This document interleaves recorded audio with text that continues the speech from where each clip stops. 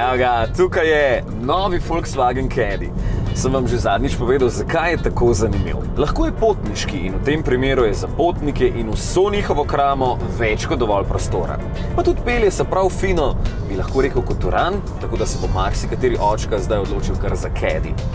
No, potem je lahko krasen mali bivalnik, če se odločite za različico Kalifornija. Ja, Caddy je lahko ponovno tudi Kalifornija.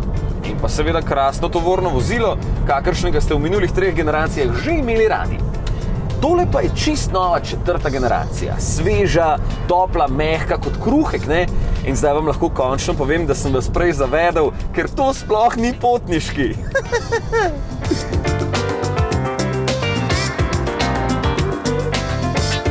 Caddy Cargo ima oznako in je na voljo v 2 različnih dolžinah. Takšen krajši je dolg 4,5 metra, daljši pa ima dodatnih 35 cm.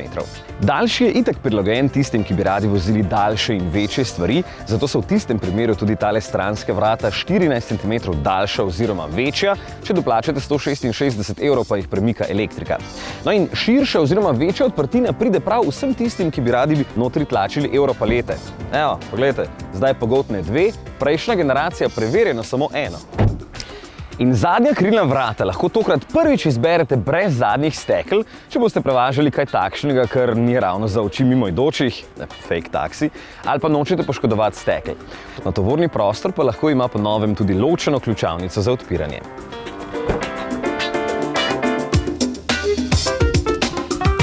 Sicer sem se malo zredil, ampak to ni nobena težava za Caddy, ker je tule noter za 3,1 kubičnega metra prostora in zadaj lahko naložite do 744 kg tovora.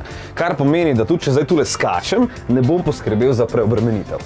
No, po noči pa lahko skačete na kak bolj zanimiv način, ne? Ampak v tistem primeru dajte tule spodaj nekaj bolj mehkega. Nisem smešen, ne? Ne. No, bo pa za romantiko vedno poskrbela LED osvetlitev tovornega dela. Ok, potem pa še tole. Zadnja vrata so lahko klasično dvokrilna, lahko so dvižna, če doplačate 100 € in v tem primeru jih lahko pomika tudi elektrika.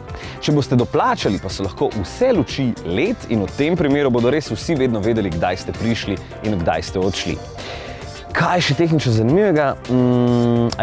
Poleg tempomata in številnih naprednih sistemov, ki jih je za ta razred res ogromno, je zelo dober še asistent za pomoč pri manevriranju prikolice. In to bi prav prišlo našemu Mateju, ko poleti v kampih straši ostale med parkiranjem svoje male prikolice.